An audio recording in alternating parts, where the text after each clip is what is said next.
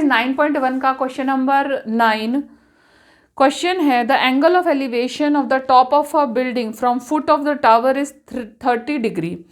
एक बिल्डिंग है, उसके टॉप से एक टावर का फुट जो है, एक बिल्डिंग आपको एक बिल्डिंग बनी है, एक टावर बनी है, इस बिल्डिंग के फुट से आपको जो टावर का बिल्डिंग के टॉप से टावर का फुट 30 डिग्री का एंगल बनाता है। ठीक है, और उसके and the angle of elevation from the top of the tower to the foot of the building. अब बिल्डिंग के फुट से टावर का टॉप जो है वो 60 डिग्री का एंगल बनाता है। आपको गिवन है कि हाइट ऑफ टावर जो है वो 50 मीटर है और बिल्डिंग की हाइट आपको निकालनी है। इसे हम h मान लेते हैं। अब ये जो डिस्टेंस है ये हमें नहीं पता, तो इस डिस्टेंस को हम x मान लेते हैं। हाइट ऑफ द बिल्डिंग हमें फाइंड आउट करनी है। तो इसमें हम क्या करेंगे, हम पहले ऐसी रेशियो लेंगे कि क्योंकि हमारे पास कोई भी डेटा ऐसा प्रोवाइडेड नहीं है कि हम इसमें से कोई भी रेशियो लेकर डायरेक्ट आंसर फाइंड आउट कर सकें। ठीक है, तो हम क्या करेंगे, हम ऐसी कॉमन रेशियो लेंगे, ऐसी रेशियो यूज़ करेंगे जो कि कॉमनली इसको यूज़ कर रही है। यहाँ पर हमारे पास परपेंडिकुलर की वैल्यू है, हम बेस अगर यूज़ करते हैं तो दूसरी रेशियो भी हम सिमिलरली परपेंडिकुलर अपॉन बेस की यूज़ कर सकते हैं, ताकि जो हमारा बेस है वो तो सेम ही है तो वो कैंसिल हो जाएगा। तो हमारे पास जो वैल्यू हम कौन सी यूज़ कर सकते हैं, इनमें से हमारे पास वैल्यू है ये perpendicular upon base, sine cos और टेन के लिए परपेंडिकुलर अपॉन बेस है हमारे पास, तो हम परपेंडिकुलर अपॉन बेस वाली वैल्यू यूज़ करते हैं। यहाँ पे हम इसको नेमिंग कर लेते हैं ट्राइंगल ABC D। अब सबसे पहले हम ट्राइंगल लेंगे, taking triangle ABC, taking triangle ABC। Triangle ABC में एंगल क्या है हमारे पास 30 degree. 30 degree is equal to height perpendicular upon base. Perpendicular क्या है AC और बेस क्या है CB। अब हमने पहले एज्यूम कर लिया, उसके लिए हम यहाँ लिख भी लेते हैं, assume height of building equal to h और distance between building and tower x।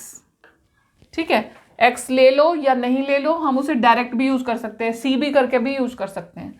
तो AC की जगह हमने h ले लिया, CB की जगह हमने x ले लिया। अब इसमें 1030 की वैल्यू हमें पुट करनी है। 1030 की वैल्यू निकालने के लिए हम पाम ट्रिक का यूज कर सकते हैं। पाम ट्रिक का यूज करते हुए जैसे मैंने अपना हाथ दिखाया, इस हाथ में 0, 30, 45, 60 और 90 डिग्री है। 1030 डिग्री कहाँ पर आएगा, इस फिंगर के ऊपर आएगा। अब साइन अपॉन कॉस होता है, तो 30 के इस साइड पर आपको कितनी फिंगर्स है 1, आपने ऊपर लिख दिया 1। नीचे कितना आएगा आपका 1, 2, 3, इस साइड फिंगर्स थी √3, तो ये आ गया आपके पास में 1/√3 is equal to h upon x। ठीक है, तो हम इम्प्लाई कर दे, इन्हें हम क्रॉस मल्टीप्लाई कर सकते हैं। हमने क्रॉस मल्टीप्लाई किया, आंसर आ गया हमारे पास x is equal to h√3। ठीक है, h is equal to h√3 आ गया हमारे पास। अब हम x की वैल्यू उसमें यूज करेंगे, या फिर हम ऐसा भी कर सकते हैं कि h की वैल्यू यहां से निकाल लें और उस वैल्यू को उसमें यूज कर लें। Now taking triangle DBC, triangle DBC लिया तो क्या आएगा हमारे पास 1060 degree. 1060 degree perpendicular upon base, perpendicular क्या है हमारे पास 50 मीटर, या हम पहले लिख लेते हैं DB अपॉन बेस कितना है हमारे पास CB। dB की वैल्यू हमें क्वेश्चन में गिवन है 50 मीटर गिवन है हमें, और CB क्या है हमारे पास, x है, x मीटर हमने लिख दिया, ठीक है, 50 मीटर x मीटर, तो ये कैंसिल हो गया 50/x, ये है हमारे पास। अब 1060 की वैल्यू निकालेंगे, वही हम पाम ट्रिक का यूज करेंगे। 60 के लिए फिंगर कौन सी होती है, ये वाली, 1 2 3 √3/1 आ गया, इज इक्वल टू 50/x, ठीक है। ये आ गया आपके पास में, एक इक्वेशन ये आ गई, एक इक्वेशन ये आ गई, इक्वेशन 1। अब इसको भी हम क्रॉस मल्टीप्लाई कर लें, क्रॉस मल्टीप्लाई कर लें तो हमारे पास क्या आ जाएगा, क्योंकि हमें x की वैल्यू चाहिए, दोनों को x की वैल्यू इक्वेट करनी है, या हम ऐसा करें कि इसमें h की वैल्यू पुट कर दें। यहां मैंने लिखा x इज इक्वल टू 50/√3, या हम इसे पहले 2 स्टेप्स में कर लेते हैं, x √3 इज इक्वल टू 50 हो गया, ठीक है। इसको √3 को इसके नीचे ले गए, x इज इक्वल टू 50/√3। अब 2 इक्वेशन आ गई आपके पास में, x की वैल्यू दोनों की हम इक्वेट कर सकते हैं। हमने किया कंपैरिजन ऑफ इक्वेशन, कंपैरिजन लिख दो, comparison of equation 1 and 2, equation 1 और 2 इन दोनों का कंपैरिजन किया हमने। तो x की वैल्यू ये है, x की वैल्यू ये है, तो हमने लिखा h√3 इज इक्वल टू 50/√3, क्योंकि दोनों वैल्यूज इक्वल हो गई ना, x की 2 वैल्यूज हमारे पास आई, हमने दोनों को इक्वल कर दिया, तो हमारे पास कितना आ गया, ये आ गया h is equal to 50/√3 multiply √3 हो गया ना, ये √3 हम यहाँ ले आए, हमने इसके साथ मल्टीप्लाई कर दिया, तो ये आ गया 50/3, √3 मल्टीप्लाई √3 तो 50/3 हो गया। और अगर हम चाहें तो इसे मिक्स फ्रैक्शन में कन्वर्ट कर सकते हैं, हमने इसे मिक्स फ्रैक्शन में कन्वर्ट किया, तो हमारे पास कितना आ गया, ये आ गया आपका 16 होल 2/3 मीटर, ये आपका आंसर आ गया। हाइट पूछी थी, हाइट आपकी आ गई 16 whole 2/3 metre. Question number 10 of exercise 9.1, 2 poles of equal heights are standing opposite each other on either side of the road which is 80 meter wide।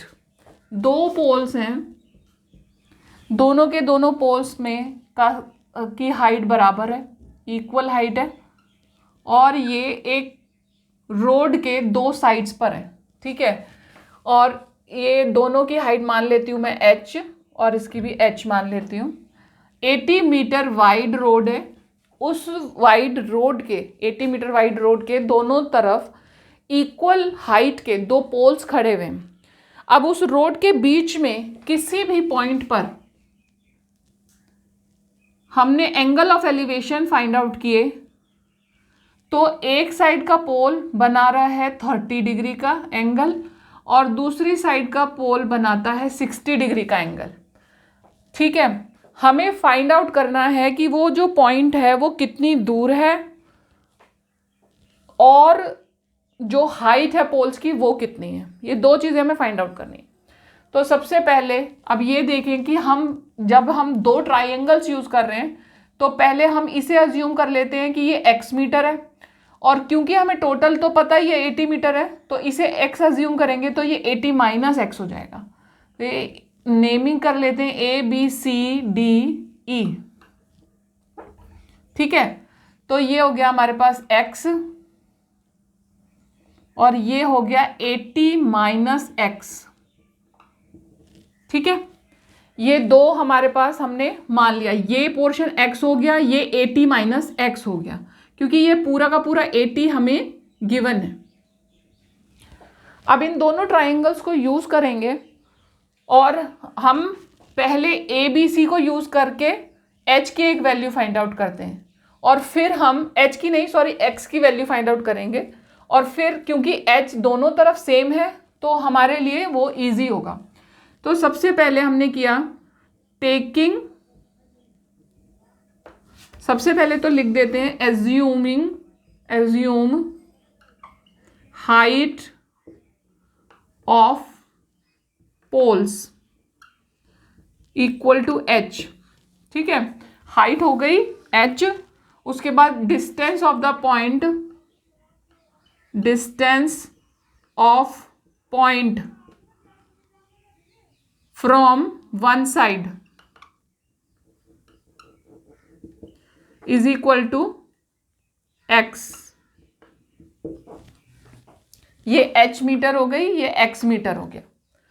अब हम ट्राइंगल लेंगे। फर्स्ट ट्राइंगल है हमारे पास ट्राइंगल ABC। ट्राइंगल ABC लिया तो इसमें हमारे पास angle क्या है 60 डिग्री, एंगल है 1060 degree. 1060 degree is equal to क्या होगा, परपेंडिकुलर अपॉन बेस। परपेंडिकुलर कितना लिया है हमने, ये है AB और बेस कितना है इसका BC। AB की वैल्यू कितनी ली है हमने h और इसको कितना माना था, ये है x। ठीक है, 1060 डिग्री की वैल्यू फाइंड आउट करने के लिए हम फिर अपना पाम यूज़ करते हैं। पाम में 60 डिग्री ये है, 60 डिग्री से इस तरफ साइन की वैल्यूज़ हैं तो 1 2 3, तो ये आ गया आपके पास में √3/1 is equal to h upon x आ गया।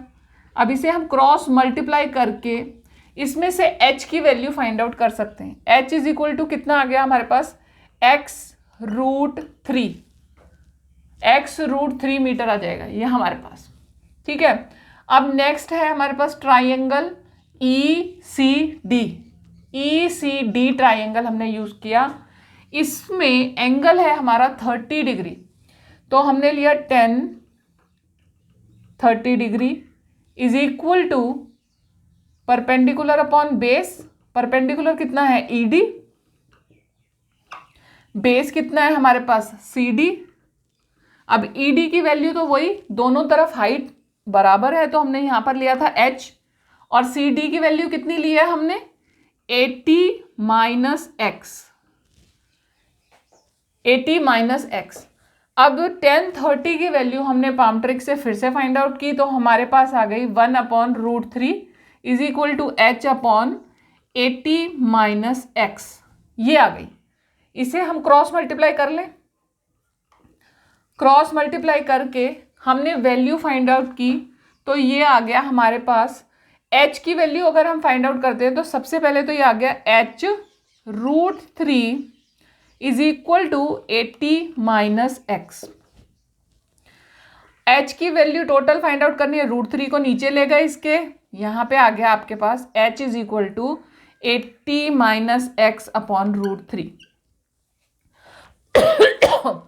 इसे हमने इक्वेशन नंबर 1 कह दिया, इसे इक्वेशन नंबर 2 कह दिया। इन दोनों इक्वेशंस को अब हम कंपेयर कर सकते हैं। हमने लिखा कंपेयरिंग इक्वेशन 1 एंड 2। 1 और 2 को हमने कंपेयर कर लिया तो h की वैल्यू x√3 थी, यहाँ पर 80 - x अपॉन √3 थी, तो हमने किया x√3 is equal to 80 - x upon √3। अब इस √3 को हम चाहें तो उधर ले जा सकते हैं क्रॉस मल्टीप्लाई से, तो ये आ गया हमारे पास x इंटू में 3, √3 मल्टीप्लाई होकर 3x बन गया is equal to 80 - x। 80 - x, अब ये x हम उधर ले जा सकते हैं, सारे वेरिएबल एक साइड कर दो, कांस्टेंट एक साइड कर दो, वैल्यू निकालनी है तो 3x माइनस को बन गया ये plus x is equal to 80। आगे आपके पास में 4x is equal to 80, x is equal to 80 upon 4, यानी या 4 से डिवाइड कर दे तो क्या आ गया हमारे पास 20 मीटर आ गई आपके पास में x की वैल्यू। अब x की वैल्यू 20 आई तो 80 - x की वैल्यू क्या आ जाएगी, 80 - x की वैल्यू निकाली आपने तो आ गई 80 - 20 यानी कि 60 आ गई। या इस पॉइंट की वैल्यू तो आपको पता चल गई कि एक तरफ इतना जो पोर्शन है वो 20 है और इधर वाला पोर्शन हो गया 60। बची आपके पास में पोल्स की हाइट, यानी कि एच को फाइंड आउट करने के लिए क्या करोगे आप, इसमें एक्स की वैल्यू पुट कर दो। एक्स की वैल्यू कितनी है हमारे पास 20, तो हमने यहां पर इक्वेशन नंबर 1 में ये वैल्यू पुट करी तो हमारे पास एच की वैल्यू क्या आ गई 20√3 मीटर। हाइट आ गई आपकी पोल्स की 20√3 मीटर। अगर आप मेरी इसी तरीके की वीडियोस को देखना पसंद करते हैं तो आप मेरे चैनल को सब्सक्राइब ज़रूर करें, बेल का बटन दबाएं ताकि जब भी मैं अपनी वीडियोस अपलोड करूं आपके पास नोटिफिकेशन पहुंच जाए।